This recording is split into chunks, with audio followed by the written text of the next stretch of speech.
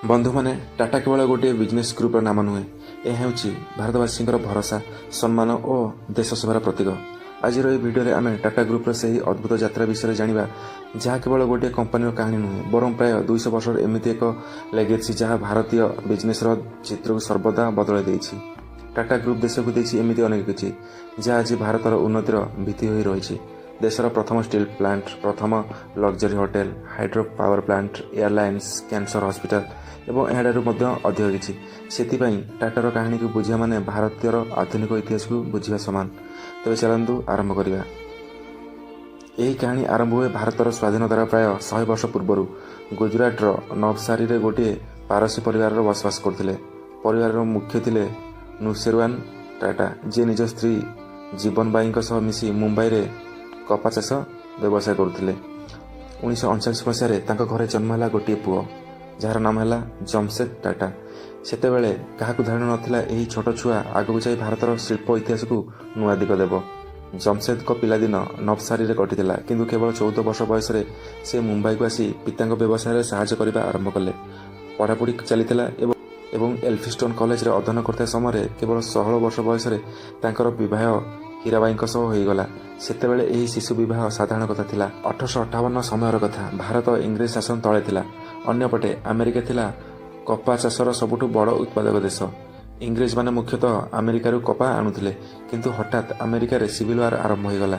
सेठारु कटन जोगाण बंद होला एवं ताहार परिमाण रे भारतीयर कटन चाहिदा हठात बढ़ीगला। इस समय सर जमशेद निज पितांक सह पूरापूरी व्यवसाय रे जमीगले। तांको पिता व्यवसाय नुआ टेक्नोलोजी को बहुत गुरुत्व देउथिले।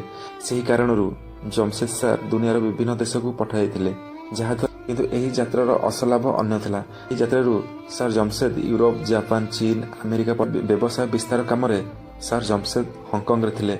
सेठारे से विकसित दुनिया को निकटरू देखिले। सेही ठारू तांको मनरे गोटे बड़ भावना जन्म नेला। जदि भारत को दुनिया सह समकक्ष हेबाकू हुए तेबे देश को इंफ्रास्ट्रक्चर, शिक्षा, टेक्नोलोजी और रोजगार रे मजबूत हेबाकू पड़िबो। एठारू सर जमशेद केवल गोटे व्यवसाय रहिले नहीं, से एमती जड़े दूरदर्शी मनीष हेले जे देश को आत्मनिर्भर करार स्वप्न देखिथिले। 1869 मसीह सर जमशेद टाटा केवल 21,000 टंका पुंजी सहित गोटे ट्रेडिंग कंपनी आरंभ कले।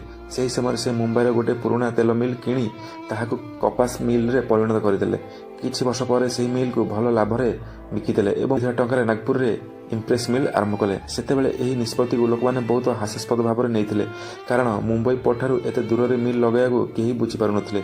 किंतु सर जमशेद चिंता अलग थिला। नागपुर रे कपा सहजरे मिलुथिला, श्रमिक सस्ता थिले एवं ट्रेन रे मुंबई पोर्ट सह भल संजोग थिला। एही निष्पत्ति दूरदर्शी प्रमाणित होला। इम्प्रेस मिल सफल हैला। शताधिक लोकंकु रोजगार मिलिला एवं टाटार नाम चारि दिगरे पहुंचबारे आरंभ हैला। सेतेबेले इंग्रेज शासन में भारतीय श्रमिक मैंने अत्यंत खराब परिस्थिति काम करते। लंबा समय काम, सुरक्षार अभाव, छुट्टीर कौन व्यवस्था नाथिला। किंतु सर जमशेद एठार सबुठु अलग थिले। से निज कर्मचारी मानक पई प्रोविडेंट फंड, इंश्योरेंस, ग्रेच्युटी, भल कार्य परिवेश, सुरक्षा व्यवस्था एवं 8 घंटिया काम समय भली धारणा आनिथिले। सेतेबेले एगुड़िक केवल भारत नुहे विश्वर अनेक स्थान में अत्यंत अग्रगामी भावना थिला। सर जमशेद टाटा केवल टंका कमाया पई बिजनेस करुनथिले। तांकर लक्ष्य थिला देश गढ़िबा। से 4टी बड़ स्वप्न देखिथिले। गोटे आयरन एवं स्टील कंपनी जहाँ भारतर इंफ्रास्ट्रक्चर को मजबूत करिवो। गोटे वर्ल्ड क्लास होटेल जेउठारे भारतीय सम्मान सह प्रवेश करिपारिबे। गोटे वर्ल्ड क्लास शिक्षा प्रतिष्ठान जहाँ देशर भविष्य वैज्ञानिक और इंजीनियर मानक तैयारी करिवो। गोटे हाइड्रो इलेक्ट्रिक पावर प्लांट जहाँ भारतीय शिल्प को शक्ति देव। यही स्वप्न गुड़िक पूर्ण करिबारे तांकर दुई पुआ सर दोराब टाटा एवं सर रतन टाटा सबले तांको सह थिले। 1903 मसीह सर जमशेदकर गोटे स्वप्न सत्य है। मुंबई कोलकाता रे ताजमहल होटेल खोलागला। सेतेबेले यह भारत सबुठु आधुनिक होटेल मध्यरु गोटे थिला। यह देशर प्रथम एमिति होटेल थिला जेउठारे विद्युत सुविधा थिला। किंतु दुखर कथा है अन्य 3टी स्वप्न सफल होगा पूर्व 1904 मसीह जर्मनी रे सर जमशेद टाटा देहांत होईगला। सर जमशेद पर टाटा ग्रुपर दायित्व आसिल तांको बड़ पुओ सर दोराब टाटा। सेतेबेले तांको ऊपर सबुठु बड़ दायित्व थिला पितांको अधूरा स्वप्न गुड़ी को पूर्ण करिया। 1907 मसीह अनेक कष्ट, अनेक आर्थिक समस्या एवं अनेक बाध्य को जय करी से टिस्को अर्थात Tata iron and steel company स्थापना कले। यही कंपनी को आज आम टाटा स्टील भाव जानुछु। एठारे आ गोटे मजेदार तथ्य आज जमशेदपुर जहाँ को टाटा नगर कहुए से 16टी टिस्को कर्मचारी मानक गढ़ा जाइथिला। ତାପରେ ସାର୍ ଦୋରାବ ପିତାଙ୍କ ଆଉ ଦୁଇଟି ସ୍ୱପ୍ନକୁ ମଧ୍ୟ ସାର୍ଥକ କରିଦେଲେ। 1909ରେ ଇଣ୍ଡିଆନ୍ ଇନଷ୍ଟିଚ୍ୟୁଟ୍ ଅଫ୍ ସାଇନ୍ସ, 1911ରେ ଟାଟା ପାୱାର। ସାର୍ ଦୋରାବ ଟାଟା କେବଳ ବିଜନେସ୍ ପ୍ରତି ନୁହେଁ, ଖେଳ ପ୍ରତି ମଧ୍ୟ ତାଙ୍କର ବହୁତ ଆଗ୍ରହ ଥିଲା। ଭାରତୀୟ ଖେଳକୁ ପ୍ରୋତ୍ସାହନ ଦେବା ପାଇଁ ଇଣ୍ଡିଆନ୍ ଅଲିମ୍ପିକ୍ ମୁଭମେଣ୍ଟ ଆରମ୍ଭ କରିବାରେ ଶ୍ରେୟସ ମଧ୍ୟ ତାଙ୍କୁ ଯାଏ। ପରେ ସେ ଇଣ୍ଡିଆନ୍ ଅଲିମ୍ପିକ୍ ଆସୋସିଏସନର ପ୍ରଥମ ଅଧ୍ୟକ୍ଷ ମଧ୍ୟ ଥିଲେ। ତାଙ୍କ ସ୍ତ୍ରୀ ମେହେରବାଇ ମୃତ୍ୟୁ କ୍ୟାନ୍ସରରେ ହୋଇଥିଲେ। ଏହି ଘଟଣା ତାଙ୍କୁ ଗଭୀର ଭାବେ ଛୁଇଁଥିଲା। ତେଣୁ ସେ କ୍ୟାନ୍ସର ଗବେଷଣା ପାଇଁ ଲେଡି ଟାଟା ମେମୋରିଆଲ ଟ୍ରଷ୍ଟ ଆରମ୍ଭ କଲେ। ନିଜ ସମ୍ପତ୍ତିର ବଡ଼ ଅଂଶକୁ ସେ ଦାନ କରିଥିଲେ, ଯାହାପରେ ସାର୍ ଦରବଜୀ ଟାଟା ଟ୍ରଷ୍ଟ ଭାବେ ପରିଚିତ ହେଲା। ଅନ୍ୟପଟେ ଛୋଟ ଭାଇ ସାର୍ ରତନ ଟାଟାଙ୍କ ଆଗ୍ରହ ବିଜନେସଠାରୁ ଅଧିକ ସାମାଜିକ କାମରେ ଥିଲା। ସେ ଭାରତର ସ୍ୱାଧୀନତା ଆନ୍ଦୋଳନରେ ଗୋପାଳକୃଷ୍ଣ ଗୋଖଲେ ଏବଂ ମହାତ୍ମା ଗାନ୍ଧୀଙ୍କୁ ଆର୍ଥିକ ସହାୟତା ଦେଇଥିଲେ। ଏହି ସମୟରେ ମୋହେଞ୍ଜୋଦାଡୋ ଏବଂ ହଡପ୍ପାର ଖନନ କାମ ଧନର ବାହୁ ବନ୍ଦ ହୋଇଯାଇଥିଲା। ସେତେବେଳେ ସାର୍ ରତନ ଟାଟା ନିଜେ ଧନ ଦେଇ ସେହି କାମକୁ ପୁଣି ଆରମ୍ଭ କରାଇଥିଲେ। ସେ ମଧ୍ୟ ନିଜ ସମ୍ପତ୍ତିକୁ ଟ୍ରଷ୍ଟକୁ ଦାନ କରିଥିଲେ, ଯାହାକୁ ଆଜି ସାର୍ ରତନ ଟାଟା ଟ୍ରଷ୍ଟ ଭାବେ ଜଣାଯାଏ। ଫୈସଲା ନୌରୋଜ ସକଲଟଙ୍କ ଉପରେ ତାଙ୍କ କାହାଣୀ ମଧ୍ୟ ଅତ୍ୟନ୍ତ ପ୍ରେରଣାଦାୟକ। ସେ ନିଜ କ୍ୟାରିୟର ଆରମ୍ଭ କରିଥିଲେ ଟାଟାର ସ୍ୱଦେଶ ମିଲରେ ମାସିକ 50 ଟଙ୍କା ଦରମାର କ୍ଲର୍କ ଭାବେ, କିନ୍ତୁ ନିଜ କାମ, ନିଷ୍ଠା ଓ କ୍ଷମତାର ଜୋରରେ ସେ ଟାଟା ଗ୍ରୁପର ମୁଖ୍ୟ ପଦ ପର୍ଯ୍ୟନ୍ତ ପହଞ୍ଚିଲେ। ସେହି ସମୟରେ ଦୁନିଆର ଆର୍ଥିକ ମନ୍ଦିରେ ପଡ଼ିଥିଲା, ତଥାପି କ୍ଲର୍କବାଲା ଟାଟା ଗ୍ରୁପକୁ ସ୍ଥିର ରଖିଲେ। କିନ୍ତୁ 1938 ମସିହାରେ ହୃଦରୋଗରେ ତାଙ୍କର ଦେହାନ୍ତ ହୋଇଗଲା। ଏବେ ଆସୁଛୁ ଟାଟା ଗ୍ରୁପର ସବୁଠୁ କ୍ରାନ୍ତିକାରୀ ନେତା ଜିଆର୍ଡି ଟାଟାଙ୍କ କଥାରେ। ସେ ପ୍ରାୟ 50 ବର୍ଷ ପର୍ଯ୍ୟନ୍ତ ଟାଟା ଗ୍ରୁପର ଅଧ୍ୟକ୍ଷ ରହିଥିଲେ ଏବଂ ଏହି ସମୟରେ ସେ ଟାଟାକୁ ଭାରତୀୟ କମ୍ପାନୀରୁ ଗ୍ଲୋବାଲ ଗ୍ରୁପରେ ପରିଣତ କରିଥିଲେ। ଜିଆର୍ଡି ଟାଟାଙ୍କ ପିତା ରତନଜୀ ଦାଦାଭାଇ ଟାଟା ଏବଂ ମା ଫ୍ରାନ୍ସରେ ଥିଲେ। ସେହି କାରଣରୁ ଜିଆର୍ଡିଙ୍କ ପିଲାଦିନ ଫ୍ରାନ୍ସରେ କଟିଥିଲା। ପରେ ସେ ଭାରତକୁ ଆସି ଟାଟା ଗ୍ରୁପରେ ଯୋଗ ଦେଲେ। ଏଠାରେ ମଧ୍ୟ ତାଙ୍କୁ କୌଣସି ବିଶେଷ ସୁବିଧା ମିଳିଲା ନାହିଁ। ସେମାନଙ୍କୁ ମଧ୍ୟ ବିନା ଦରମାର ଅପ୍ରେଣ୍ଟିସ୍ ଭାବେ ଆରମ୍ଭ କରିବାକୁ ପଡ଼ିଲା। 1938 ମସିହାରେ କେବଳ 34 ବର୍ଷ ବୟସରେ ସେ ଟାଟା ଗ୍ରୁପର ଅଧ୍ୟକ୍ଷ ହେଲେ। ଜିଆର୍ଡି ଟାଟାଙ୍କୁ ଉଡ଼ାଣ ପ୍ରତି ଅପାର ଭଲ ପାଇବାର ଥିଲା। ସେ ଫ୍ଲାଇଟ୍ ଚଳାଇବାର ଟ୍ରେନିଂ ନେଲେ ଏବଂ 1929 ମସିହା ଭାରତର ପ୍ରଥମ କମର୍ସିଆଲ ପାଇଲଟ ଭାବେ ଲାଇସେନ୍ସ ପାଇଥିଲେ। 1932 ମସିହାରେ ସେ ଟାଟା ଏୟାରଲାଇନ୍ସ ଆରମ୍ଭ କଲେ।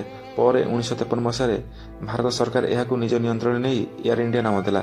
ଯଦିଓ ଏହା ଜିଆର୍ଡିଙ୍କ ପ୍ରିୟ ପ୍ରକଳ୍ପ ଥିଲା, ତଥାପି ସେ 1977 ପର୍ଯ୍ୟନ୍ତ ଏୟାର ଇଣ୍ଡିଆର ଅଧ୍ୟକ୍ଷ ଭାବେ ରହିଥିଲେ।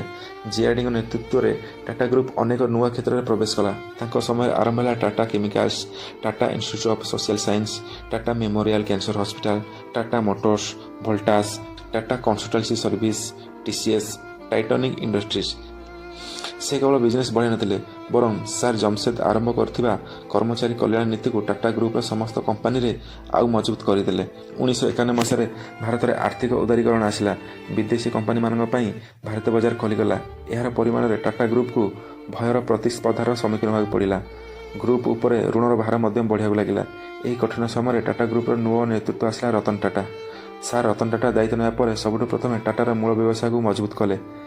ତାପରେ ସେ ବିଶ୍ୱର ବଡ଼ ବଡ଼ କମ୍ପାନୀମାନଙ୍କୁ ଅଧିଗ୍ରହଣ କରି ସାରା ଦୁନିଆକୁ ଆଶ୍ଚର୍ଯ୍ୟରେ ପକାଇଦେଲେ। 2000ରେ ଟେଟଲି, 2007ରେ କର୍ସ ଗ୍ରୁପ୍, 2008ରେ ଜାଗୁଆର ଲ୍ୟାଣ୍ଡ ରୋଭର। ଏହି ଡିଲ୍ ଗୁଡ଼ିକ ପରେ ସମସ୍ତେ ବୁଝିଗଲେ ଯେ ଟାଟା ଏବେ କେବଳ ଭାରତର ନୁହେଁ, ବରଂ ବିଶ୍ୱର ଗୋଟିଏ ବଡ଼ ବିଜନେସ୍ ଗ୍ରୁପ୍। ରତନ ଟାଟା କେବଳ ବିଜନେସ୍କୁ ଆଗକୁ ନେଇ ନଥିଲେ, ସେ ଟାଟା ପରିବାରର ସେବା ଓ ଦାନର ପରମ୍ପରାକୁ ମଧ୍ୟ ଶକ୍ତିଶାଳୀ କରିଥିଲେ। ଆଜି ଟାଟା ଟ୍ରଷ୍ଟ ଦେଶର ସବୁଠାରୁ ବଡ଼ ଚାରିଟି ସଂଗଠନମାନ ମଧ୍ୟରୁ ଗୋଟିଏ। 2012 ମସିହାରେ ସାଇରସ୍ ମିସ୍ତ୍ରୀଙ୍କୁ ଟାଟା ଗ୍ରୁପର ଅଧ୍ୟକ୍ଷ କରାଗଲା, କିନ୍ତୁ ମ୍ୟାନେଜମେଣ୍ଟ ବୋର୍ଡ ତାଙ୍କ କାର୍ଯ୍ୟଶୈଳୀରେ ସନ୍ତୁଷ୍ଟ ନଥିଲେ। ଏହାର ପରିମାଣ 2016 ମସିହାରେ ତାଙ୍କ ପଦରୁ ହଟାଯାଇଥିଲା। ତାପରେ 2017 ମସିହାରେ ନଟରାଜନ ଚନ୍ଦ୍ରଶେଖରଙ୍କୁ ଟାଟା ଗ୍ରୁପର ଅଧ୍ୟକ୍ଷ କରାଗଲା। ସେ ଦୀର୍ଘ ସମୟ ଧରି ଟିସିଏସ୍ ସହ ଜଡ଼ିତ ଥିଲେ ଏବଂ ଆଜି ମଧ୍ୟ ତାଙ୍କ ନେତୃତ୍ୱରେ ଟାଟା ଗ୍ରୁପ୍ ତେଜିରେ ଆଗକୁ ବଢ଼ୁଛି। ଆଜି ଟାଟା ଗ୍ରୁପ୍ ପାଖରେ 100ରୁ ଅଧିକ କମ୍ପାନୀ ଅଛି। ଏହାର ମୋଟ ମାର୍କେଟ କ୍ୟାପ୍ ପ୍ରାୟ $311 ବିଲିୟନ, ଅର୍ଥାତ୍ 25 ଲକ୍ଷ କୋଟି ଟଙ୍କାଠାରୁ ଅଧିକ। ବିଏସ୍ଇରେ ଲିଷ୍ଟେଡ୍ 5000 କମ୍ପାନୀ ମଧ୍ୟରୁ 29ଟି ଟାଟା କମ୍ପାନୀ। 100ଟାରୁ ଅଧିକ ଦେଶରେ ଟାଟାର ବ୍ୟବସାୟ। ମୋଟ ରେଭିନ୍ୟୁର 67% ଭାରତ ବାହାରୁ, ପ୍ରାୟ 9.35 ଲକ୍ଷ ଲୋକଙ୍କୁ ରୋଜଗାର। ଭାରତର ଜିଡିପି ପ୍ରାୟ 4%। ଦେଶର ମୋଟ କର ସଂଗ୍ରହ ପ୍ରାୟ 2% ଅଂଶ। ବନ୍ଧୁମାନେ, ଏଠି ଟାଟାର ଅସଲ ମହାନତା ଲୁଚିଛି। ଅଧିକାଂଶ ପ୍ରାଇଭେଟ୍ କମ୍ପାନୀ ପ୍ରଥମେ ଲାଭ କମାନ୍ତି, ତାପରେ ତା'ର କିଛି ଅଂଶ ଦାନ କରନ୍ତି, କିନ୍ତୁ ଟାଟାର କାହାଣୀ କିଛି ଅଲଗା। ଟାଟା ସଂସ୍ଥାର ବଡ଼ ଅଂଶର ମାଲିକାନା ଟ୍ରଷ୍ଟମାନଙ୍କ ପାଖରେ ଅଛି, ଯାହାର ଅର୍ଥ ଟାଟାର ଅର୍ଜନର ଏକ ବଡ଼ ଅଂଶ ଫେରିଆସେ ସମାଜର ଉନ୍ନତି, ଶିକ୍ଷା, ସ୍ୱାସ୍ଥ୍ୟ ଓ ଦେଶ ସେବାରେ। ସେଥିପାଇଁ ଟାଟା କେବଳ ଟଙ୍କା କମାଇବାର କମ୍ପାନୀ ନୁହେଁ, ଏହା ଏମିତି ଗୋଟିଏ ନାମ ଯାହା ନିଜର ତିଜୋରି ଭରିବାଠାରୁ ଅଧିକ ଦେଶକୁ ସମୃଦ୍ଧ କରିବା, ଲୋକମାନଙ୍କୁ ରୋଜଗାର ଦେବା ଓ ସମାଜକୁ ଭଲ କରିବାରେ ବିଶ୍ୱାସ କରେ। ତେବେ ବନ୍ଧୁମାନେ, ଏହା ଥିଲା ଟାଟା ଗ୍ରୁପର ଅଦ୍ଭୁତ ଯାତ୍ରା। ଗୋଟିଏ ଛୋଟ କପା ବ୍ୟବସାୟରୁ ଆରମ୍ଭ ହୋଇ ଆଜି ଦୁନିଆର ସବୁଠୁ ସମ୍ମାନିତ ବିଜନେସ୍ ଗ୍ରୁପ୍ ମଧ୍ୟରୁ ଗୋଟିଏ ହେବା ପର୍ଯ୍ୟନ୍ତର କାହାଣୀ। ଟାଟାର ଏହି ଯାତ୍ରା ଆମକୁ ଶିଖାଏ ଯେ ବଡ଼ ବିଜନେସ୍ କେବଳ ଟଙ୍କାରେ ତିଆରି ହୁଏନି, ବରଂ ଦୂରଦର୍ଶିତା, ସତ୍ୟନିଷ୍ଠା, ଦେଶପ୍ରେମ ଓ ଲୋକଙ୍କ ଭଲ ପାଇଁ କାମ କରିବା ଇଚ୍ଛାରେ ତିଆରି ହୁଏ। ଯଦି ଏହି ଭିଡ଼ିଓଟି ଆପଣଙ୍କୁ ଭଲ ଲାଗିଥାଏ ତେବେ ଭିଡ଼ିଓକୁ ଲାଇକ୍ କରନ୍ତୁ, ଚ୍ୟାନେଲକୁ ସବସ୍କ୍ରାଇବ୍ କରନ୍ତୁ ଏବଂ କମେଣ୍ଟରେ ନିଶ୍ଚୟ ଲେଖନ୍ତୁ ଟାଟା ଗ୍ରୁପର କେଉଁ କମ୍ପାନୀ କିମ୍ବା କେଉଁ କାହାଣୀ ଆପଣଙ୍କୁ ସବୁଠୁ ଅଧିକ ପ୍ରେରଣା ଦେଇଥାଏ। ରହୁଛି, ଧନ୍ୟବାଦ। ଜୟ ଜଗନ୍ନାଥ।